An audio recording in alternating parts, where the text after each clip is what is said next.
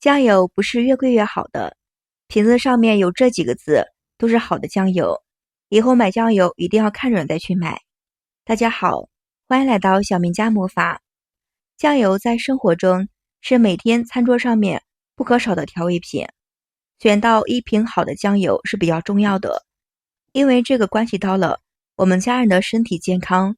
有的朋友们在购买酱油的时候，都以为是酱油越贵越好。那么酱油好与坏，其实不是用价格来区分的。酱油就是平常做饭最为常见的调味料，如果没有酱油的话，饭菜变得单味无趣。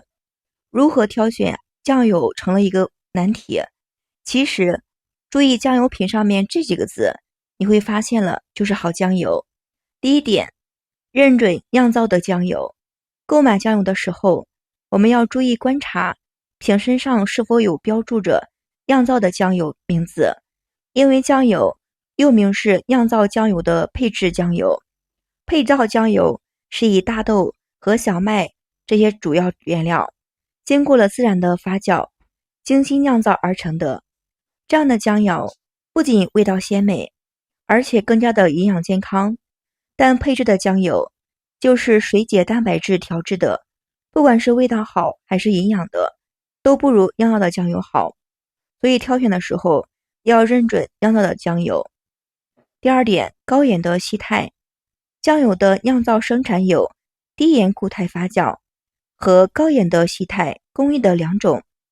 在购买的时候，可以在瓶身上面看到，其中的低盐固态发酵是以大豆熬服为原料制作成的固态酱胚制作发酵的工艺。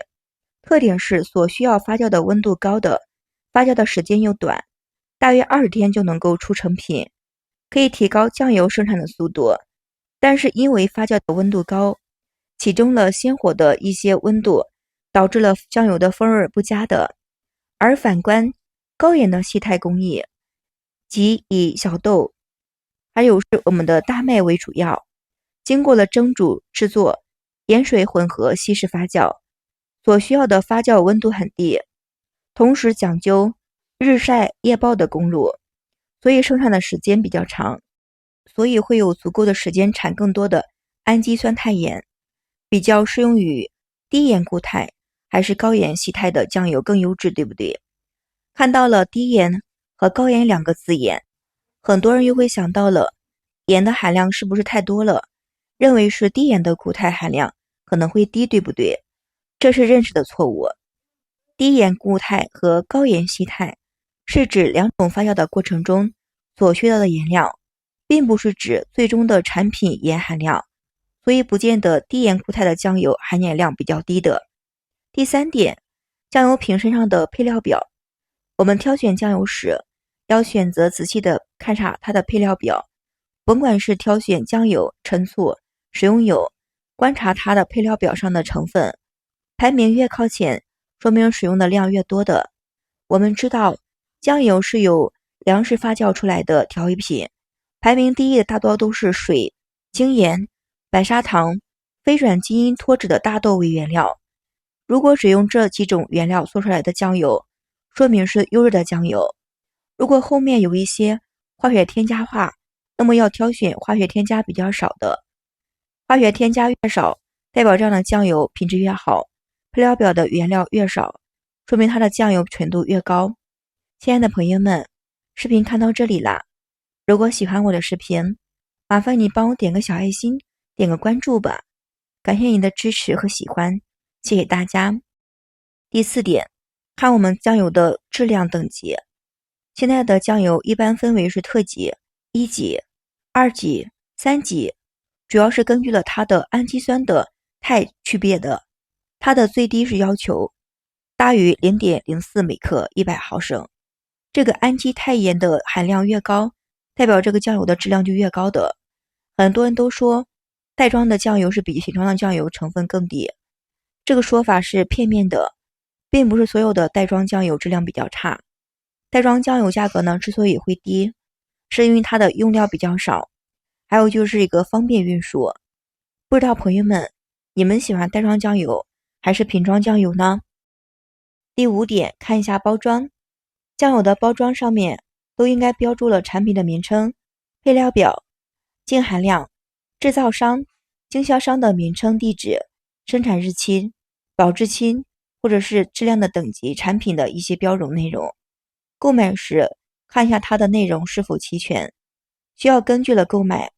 酱油还有另外的一个名字叫做谷油，由于大豆等原料经过了酝酿制作而成，主要用于烹饪的改善菜式的一些口味。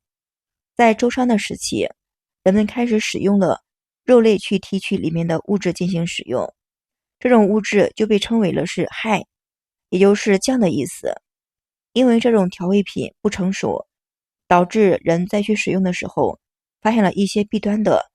等到了秦汉时期，社会上出现了一种酱油的调味品，这种调味品不同于周朝的一些害。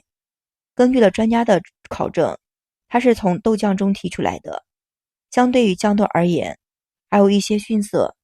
到了宋朝之后，人们开始进一步的将这种调味品加工，并且取名为酱油的。当时的酱油是由酱加工苦制提取的一些酱汁，随后酱油就成为了人们生活中的必需品，后来传到了我们的生活中，就是一个每天用的一个食品的。酱油的主要使用方法你知道是什么吗？生抽，颜色是比较淡的，呈现出来了褐色，用在凉拌菜中，比较清爽的感觉，也常用于炒菜。使用的时候呢，锅边淋入，味道会更香。老抽，颜色比较深，比生抽的颜色更深，但是鲜味不足，多用来给菜上色提鲜的，主要注重上色，作为上色的一种食用品，一般是煮的时间越长效果越好，所以老抽呢要早放一点比较好。味极鲜是属于生鲜范畴之内的，添加了一些增加剂的鲜味儿，提高了效果更好，颜色清爽，味道比较甘甜，都采用了一些炒菜、凉拌菜等等。蒸鱼豉油，看名字就知道了，是用来蒸鱼的，对不对？蒸制其他的菜肴的时候也可以使用，也能够炒菜，但是蒸鱼呢会更香的，更鲜。